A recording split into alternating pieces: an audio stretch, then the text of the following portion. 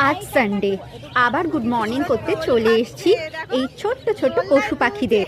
সারা সপ্তাহের স্ট্রেসফুল লাইফটা যদি সানডেতে সকাল সকাল এদের মধ্যে দিয়ে কাটানো যায় তাহলে আমার মনে হয় সেখানে এনার্জিটা অনেক বেশি চলে আসে।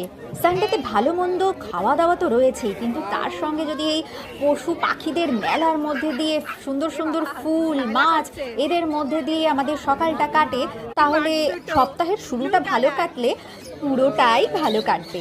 কিন্তু এই পশু পাখিগুলো না ভালো নেই, ছোট্ট ছোট্ট বাক্সর মধ্যে ওটা দম বন্ধ, দম আটকানো অবস্থায় থাকে, যেটা খুবই খারাপ লাগে। কেউ হয়তো তাদের মালিকেরা গলা ধরে তাদেরকে খাঁচা থেকে বার করে, বা ছোট্ট ছোট্ট জায়গাগুলোতে যেখানে ওই পশুগুলো ভালো করে নড়াচড়াও করতে পারে না, পাখিগুলো ভালো করে ডানা ঝাপটাতে পারে না, সেই অবস্থায় থাকে। সেটা দেখে কিন্তু অনেকটা কষ্টই হয়।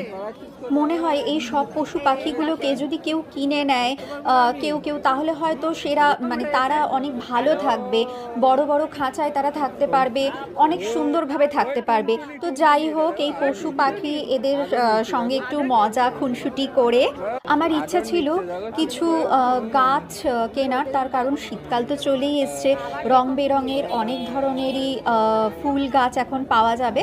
তো আমরা সেইগুলোই দেখছিলাম, কিন্তু আমি এই পাখিগুলো, এই পায়রাগুলো দেখে না মানে এত আমার ইচ্ছা হচ্ছিল যে তাদের কেনার, তো আমি ওকে আবদার করেই ফেলেছি যে আমার কিন্তু একটা এরকম পায়রা চাই।